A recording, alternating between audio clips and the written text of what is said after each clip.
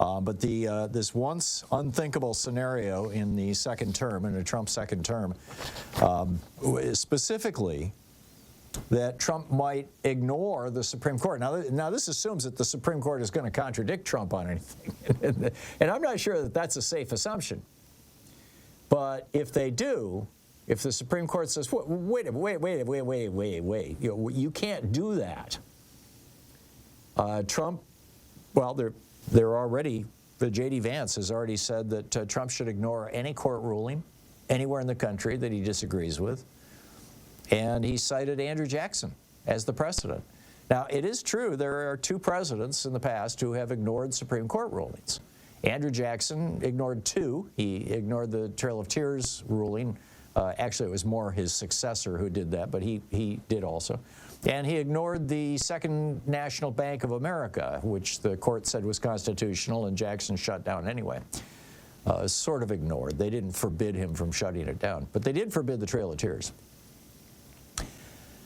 With regard to Abraham Lincoln, who was the second president, you know, he basically said, oh, that's, you know, on the Dred Scott, 1856 Dred Scott decision, when Lincoln became president, under that decision, basically white people anywhere in the United States, including in the northern states, could walk up to any random black person and just say, you are now my slave.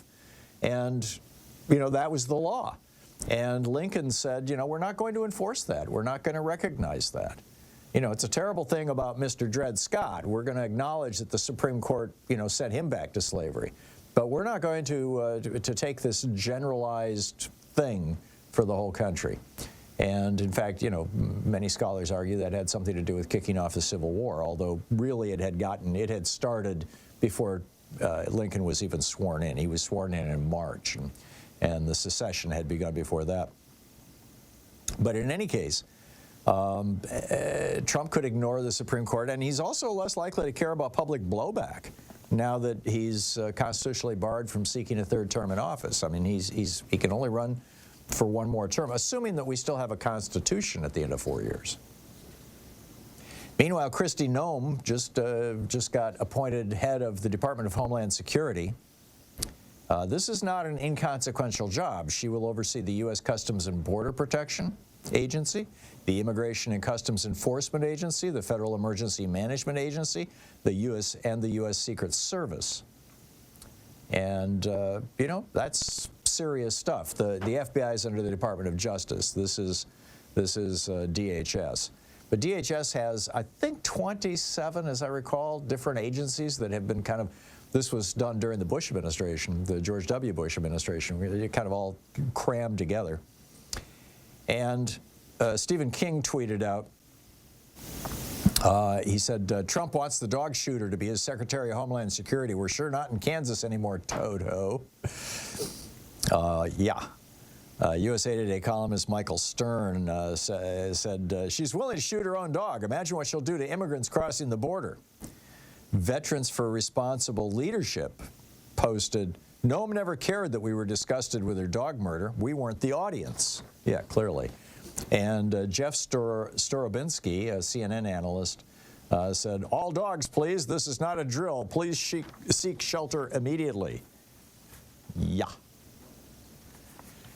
And this is a story that got brought up on MSNBC last night on Rachel Maddow's program, and I think it's something that you might want to reach out to your member of Congress about. There is a piece of legislation that is going to be fast-tracked through the House of Representatives next week. And in all probability, it'll pass. The Republicans are all gung-ho with it. It's called the Stop Terror Financing and Tax Penalties on American Hostages Act, but it might be possible to stop this in the Senate. This bill says that the Treasury Secretary, without providing any evidence or even explaining why, can designate any nonprofit agency or organization in the United States as a sponsor or an ally of terrorism, and they would immediately lose their tax-exempt status. That doesn't necessarily put them out of business, but for most nonprofits, that does a lot of damage. And you know, the idea before was that, you know, we could use this against nonprofits that are supporting Hamas, for example, or nonprofits that are supporting, you know, I don't know, Yemeni terrorists or something. But now the concern, now that Trump is going to be president, the concern is that this particular law could be used to designate the ACLU as a terrorist organization. The NAACP is a terror supporting organization. If any, you know, if any of these organizations have ever said anything good about, you know, what's going on, you know, about, you know, the Gazans, for example. Although you know, clearly it's not limited to that, because like I said, the Secretary of the Treasury doesn't even need to provide a rationale. So, you know, serious stuff. Meanwhile, a court in California, after the break, I'm going to share with you my daily take. And in my daily take, I point out that Elon Musk has kind of gone over the top. He's calling for the prosecution of nonprofit organizations who have spoken out, who have pointed out that there is a rather noticeable increase in the number of Nazis on X, right, on his social media platform. And so he sued. He sued the nonprofit Center for Countering Digital Hate, the CCDH.